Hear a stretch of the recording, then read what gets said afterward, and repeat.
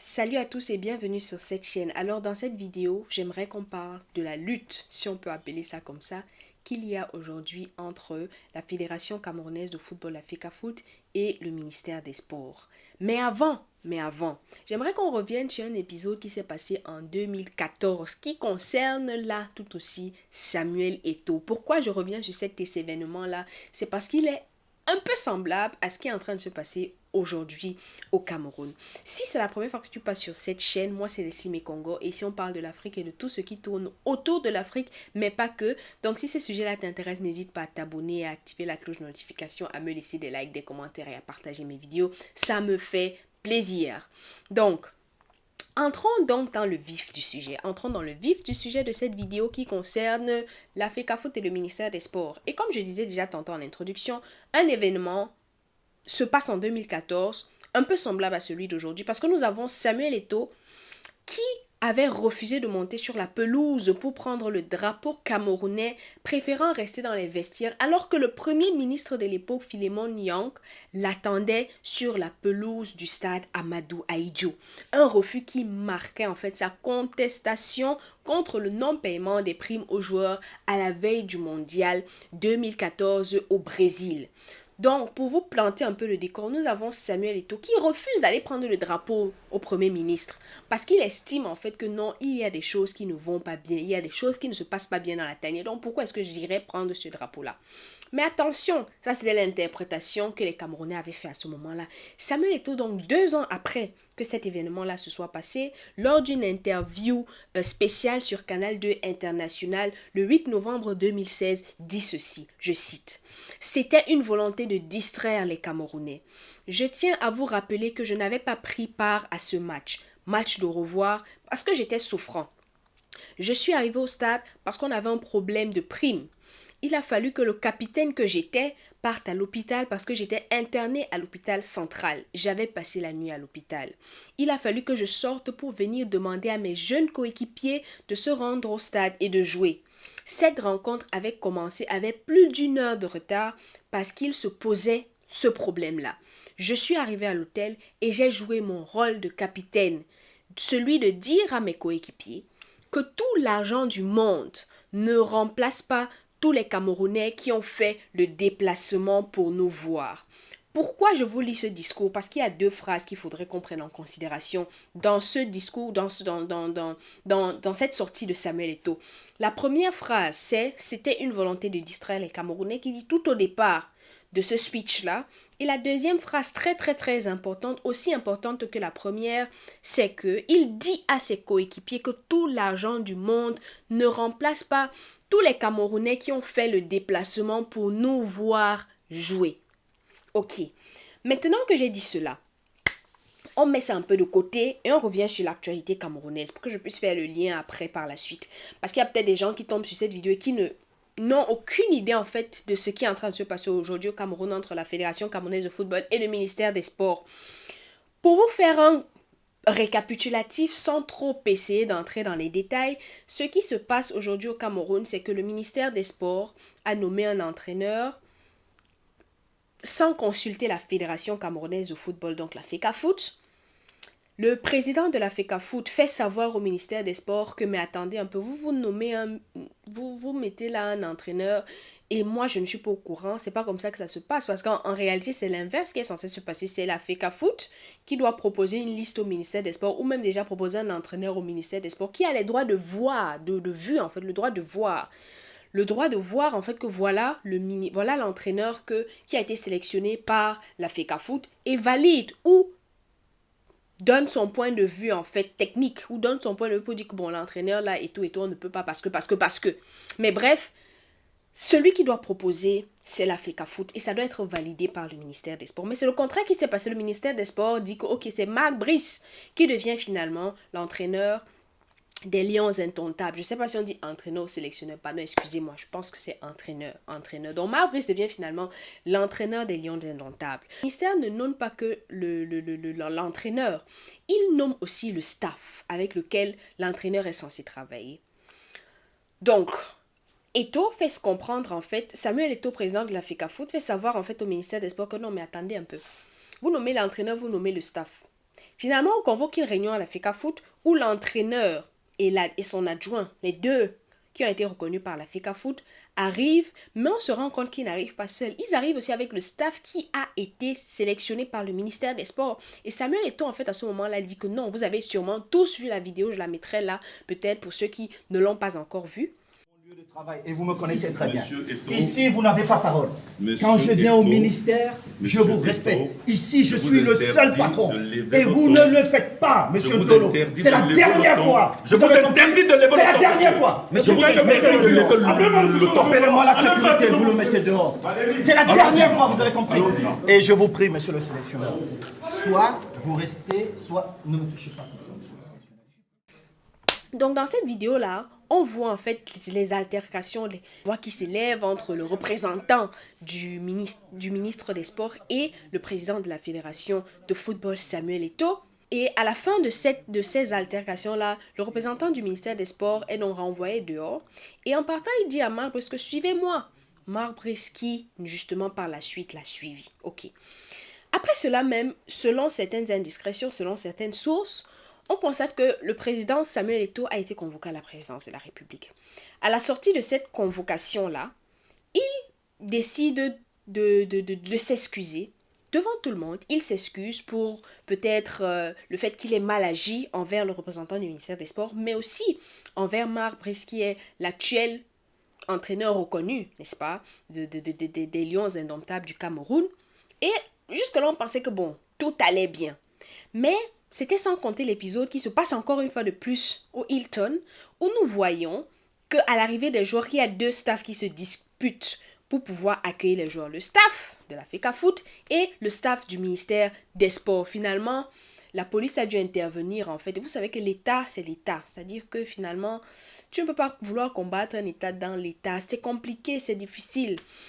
Donc, nous voyons donc qu'il y a encore eu ce truc-là, ou ces altercations-là, en fait, qui se sont encore passées au Hilton, à la suite duquel la FECAFOOT, par son secrétaire général, fait une annonce et dit clairement que bon, nous, on se retire. Comme vous avez décidé de gérer le football camerounais, nous, on lave dans les mains, on se retire. Premier entraînement des Lions indomptables du Cameroun, on les voit en train de s'entraîner, en fait, sans les maillots de l'équipe nationale du Cameroun. Et chose qui est normale parce que qui a ces équipes, qui a les équipementiers, qui a le bus, qui a tout ça, c'est la FECAFOOT parce que c'est la FECAFOOT qui gère l'équipe nationale de football. Bref, ça c'était en grosso modo en fait pour vous expliquer en quelque sorte ce qui se passe. Revenons maintenant à l'épisode de 2014 et essayons de faire le lien. Je vous ai demandé au début de cette vidéo de retenir deux phrases. La première c'était que c'était une volonté de distraire les Camerounais. Et je me pose la question de savoir aujourd'hui si ce qui se passe entre la FECAFOOT et le ministère des Sports n'est pas là aussi une volonté une fois de plus pour pouvoir distraire les Camerounais. Figurez-vous que nous sommes, si je ne me trompe pas, à 2 mois de la fermeture des listes électorales camerounaises. Et on est en train de nous embrouiller le cerveau et de nous embrouiller l'esprit avec une affaire de football. On est en train de vouloir nous distraire des vraies choses. Restons concentrés, les amis. Ça, c'est mon premier point. Restons concentrés. N'est-ce pas là une volonté de nous distraire une fois de plus? Parce qu'aujourd'hui, tu te lèves le matin, tu vas sur les réseaux sociaux. En tout cas, en ce qui concerne les Camerounais, c'est la FECAFOOT qui fait la une des réseaux sociaux. Lutte entre FECAFOOT et ministère des Sports. Restons concentrés. Suivons certes cette actualité-là, mais n'oublions pas le plus important à ce moment, en mon sens, c'est mon avis personnel que je suis en train de donner là, qui est d'aller s'inscrire massivement sur les listes électorales. Parce qu'il y a une chose que cette lutte-là doit bien nous apprendre, c'est, mais attendez un peu, qui dirige finalement le Cameroun? Parce que chacun prétend avoir des hautes instructions qui sont contradictoires. Donc, la question que je me pose, c'est comment vous recevez des hautes instructions du président de la République, mais les instructions que vous recevez ne vont pas dans le même sens? Il y a un problème. Et il y a même un sérieux problème. Et donc, c'est là où je me dis en fait que, non mais attendez un peu. Les choses doivent changer et les choses changeront uniquement quand les Camerounais auront compris cela et auront décidé d'agir. Maintenant, vous allez venir me demander que mais comment toi tu fais maintenant le rapport entre ce qui se passe entre le sport, tu es maintenant mêlé à ça, la politique. Je m'en vais là vous citer, permettez-moi de prendre mon livre et de vous lire cette phrase très rapidement. Une phrase d'Oumniobé qui a parlé qui a dit quelque chose de très, très, très intéressant. Très, très, très intéressant. Ok, je cite. Tout est politique, aime-t-il répéter.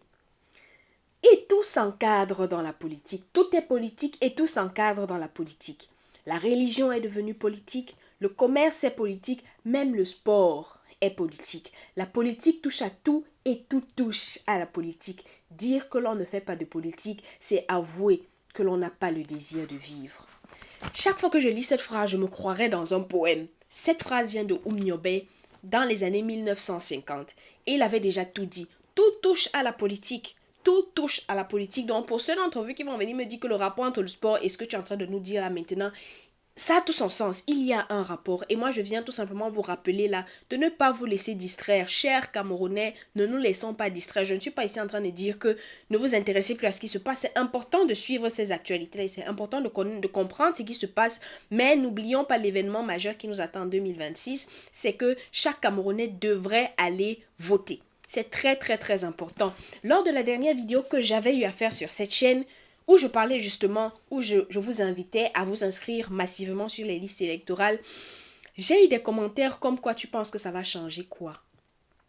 Tu penses que le vote va changer quoi? On avait déjà essayé de changer les choses en 2011 lors des dernières élections. C'était en 2011, 2017. Pardon, corrigez-moi, je pense que c'est 2017, je ne me rappelle plus trop. Mais bref, lors des dernières élections camerounaises, et ça n'a pas marché. On a essayé de changer les choses, ça n'a pas marché.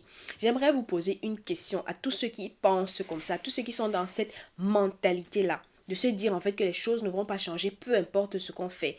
La question que j'aimerais vous poser, c'est: si tu ne participes pas au changement, est-ce que le changement pourrait avoir lieu?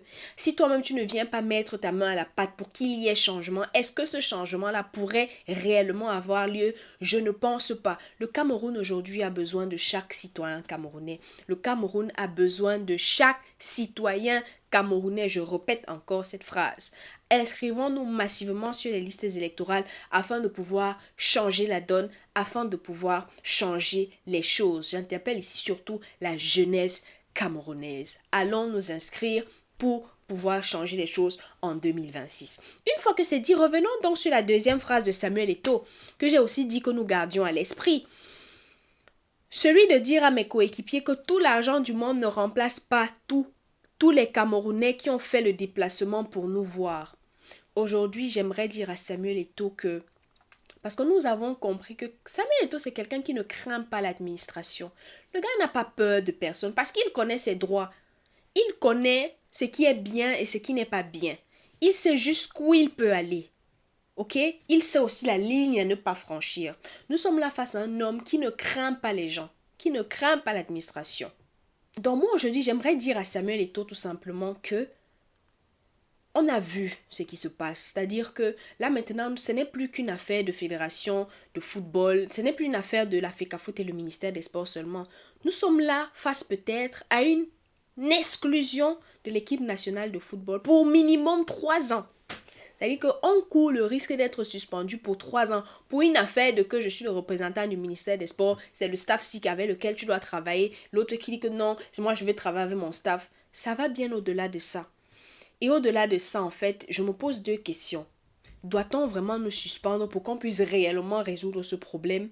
Ou bien on doit mettre de l'eau sur le feu, apaiser les tensions et aller jouer nos matchs correctement? Je ne sais pas, je suis un peu perplexe par rapport à ces deux questions-là, parce que je me pose la question de savoir qu'est-ce qui serait important à ce moment-ci. Est-ce qu'il serait important que le Cameroun soit vraiment éliminé, pas éliminé, mais que le Cameroun soit suspendu pour minimum 3 ans? Ou est-ce qu'il est important en fait de faire comprendre aux Camerounais aussi que non mais ça va, c'est un peu trop.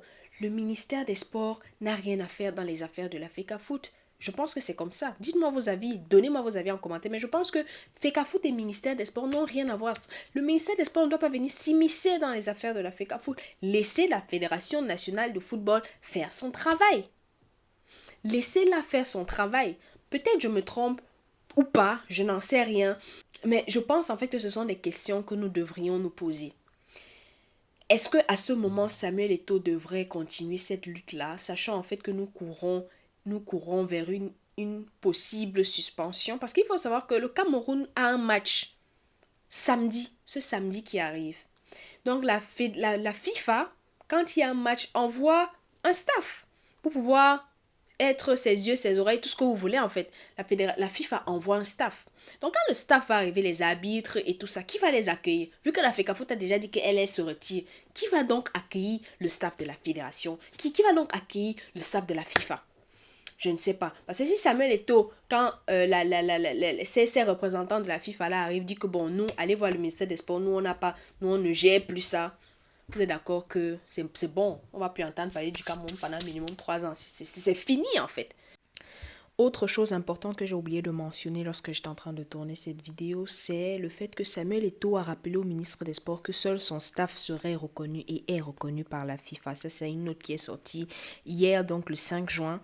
Et dans cette note-là, dans cette note d'information-là qu'il a adressée au ministère des Sports, il a une fois de plus dénoncé les modifications du staff technique des Lions entreprise par le sélectionneur des Lions indomptables, Marc Brice. Il n'a pas manqué de revenir sur ce qu'il a qualifié d'intimidation et de menaces dont ont été victimes ses collaborateurs qui ont été chassés de l'hôtel où séjournent les Lions. Samuel Eto'o a cependant rappelé au ministre que seul le staff technique nommé par son comité exécutif est reconnu par la FIFA et donc habilité à recevoir les accréditations nécessaires. Faute de quoi, a-t-il souligné, les conséquences directes des choix de l'entraîneur sélectionneur sera d'avoir un banc sans assistant, sans médecin, sans kinésithérapeute et sans manager d'équipe. Le président de la FECAFOOT réitère au ministère des Sports qu'un match international officiel entre deux associations est organisé par la fédération de l'association hôte sous la supervision de la FIFA ou de la CAF. Donc vous voyez en fait que si durant ce match-là, s'il bien sûr il a lieu, sans kinésithérapeute, sans médecin, ça devient déjà un peu compliqué, ça devient déjà dangereux. Donc c'est pour cela en fait que j'ai dit, comme Samuel Eto'o l'avait déjà fait en 2014 où justement il disait à ses coéquipiers que voilà, l'amour de l'âge, l'amour du sport doit passer au-delà de toutes les sommes possibles en fait.